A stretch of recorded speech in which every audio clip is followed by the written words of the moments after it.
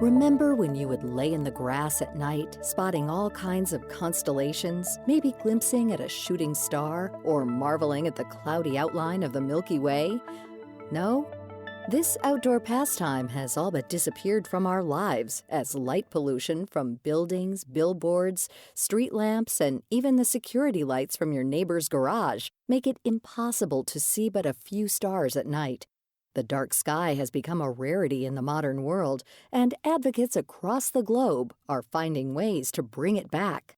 Just yesterday, my daughter said, look at all the stars and planets. And I looked up and it was like I probably could count 20 kind of thing. And to really see, the Milky Way or even beyond that, you're having to obviously get out of the city, but maybe even get to really rural areas or out west or, to really get away from most of us live. And that is, I think, a sad thing. That's Paul Bogard, author of the picture book To Know a Starry Night, with photos by astrophotographer Beau Rogers. One key aspect of this discussion is the prevalence of light pollution. So what exactly is it? A good definition of light pollution is just the overuse and misuse of artificial light at night. So it's, we're going to have artificial light. We like it, we need it, we'll have it. It's just a matter of sort of how we'll use it and how much and where.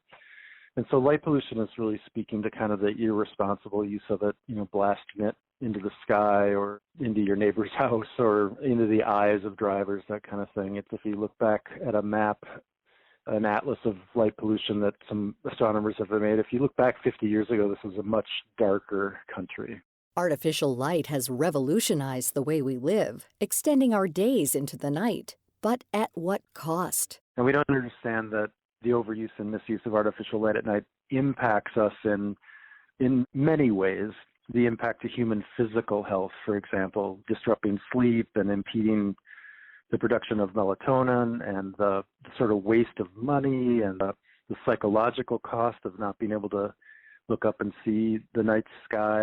As a child, for example, we live in a society that teaches us that the more light you can have, the better, i.e. the safer. And in fact, when bright lights are shining right into your eyes, as a driver, that makes it less safe, right? So there are a number of ways that too much light is actually an issue that touches us in many ways.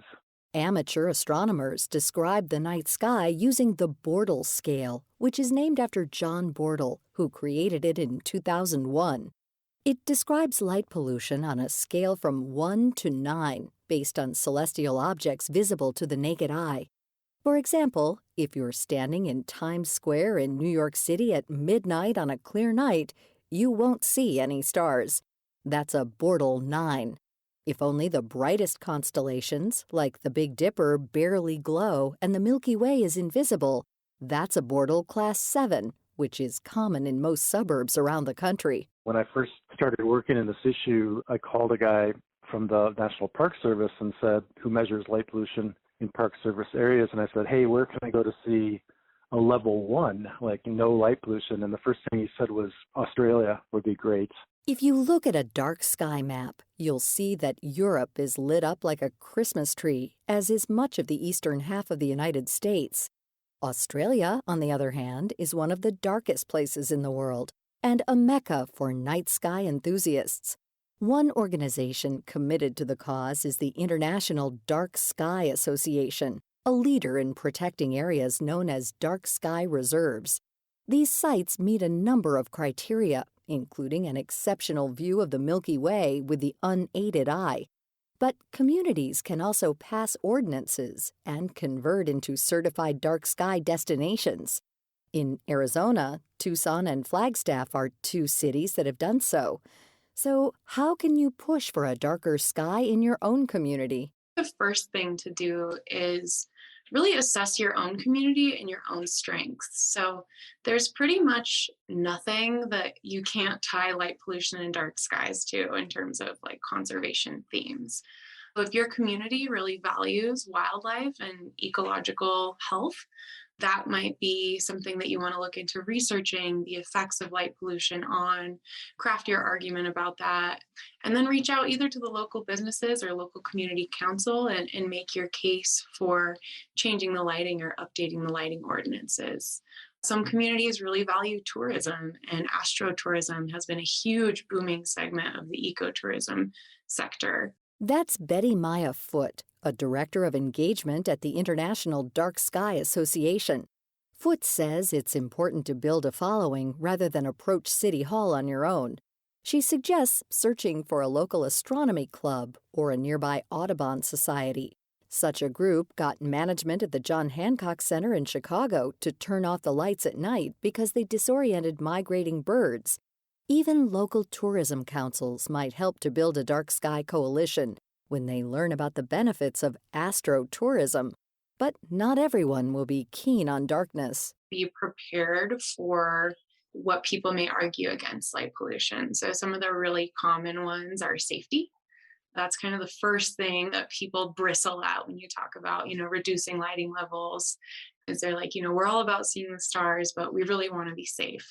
So much of the light that we use that's going just right up into the sky, or it's bouncing off a billboard and going into the sky, or it's just shining. It's not making anybody any safer. If you want lights, you can shield them better. There are fixtures that will shine the light down rather than shine it up or shine it horizontally. But really, like with our house where we live in Minneapolis, there's enough ambient light from the street lights that we don't really need to have, lights on our house on at night. So we just turn them off. But what about local businesses? After all, high visibility with the lights on is a marketing strategy. Actually, not necessarily. What I've seen a lot of our advocates do around the world is actually create a dark sky friendly business certification. And they will, for businesses that have dark sky friendly lighting, they will give them an award. They'll write it up in the local newspaper. They'll give them a window cling to hang in their window and just give them a lot of positive publicity. And that can actually create a lot of buy-in from local businesses. And as well, when you talk about astrotourism and bringing people and tourists into the community to appreciate the night sky, that actually increases people's spending in the community, because in order to really appreciate a night sky event, you have to spend the night in that community, which increases that tourist spending, almost fourfold, as opposed to just passing through to get their Instagram shots and then move on. Dark sky friendly lighting and businesses actually really go hand in hand and can definitely support one another. Even if you live in a place that is a Bortle Class 7 or 8, Bogard says the night sky is still beautiful and worth exploring. I just always encourage people to, don't let the perfect be the enemy of the good in terms of experiencing the beauty of the night. Night has so much to offer us and is so beautiful in so many ways, and to just encourage folks to do whatever they can to start to attend to that and to be open to that, and to go out and try to see the stars wherever you are, or the moon is, quite beautiful as well, and then to be thoughtful and good neighborly about their use of lights. The next time you roll your trash cans or take the dog out to the curb, pause for a moment, look up, and take in the beauty of even that single star. If you're lucky enough to see the Milky Way, breathe in its beauty for the rest of us. You can also take in the stars in Paul Bogard's book, To Know a Starry Night, available now online and in bookstores. Learn more about all of our past guests by visiting our website at viewpointsradio.org. For more behind the scenes, search Viewpoints Radio on Twitter and Facebook. This segment was written and produced by Polly Hansen. Our executive producer is Amira Zaveri. Our studio engineer is Jason Dickey. I'm Marty Peterson.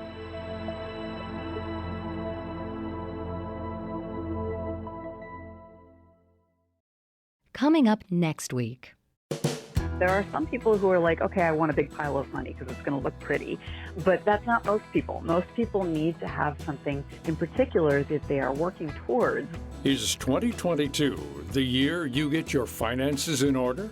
Then I've done a painting of Bin Laden when he was captured and killed, and that was a big cover. Meeting the man behind some of the most prominent illustrations of our time. I'm Marty Peterson. And I'm Gary Price. These stories in depth on your public affairs magazine, Viewpoints.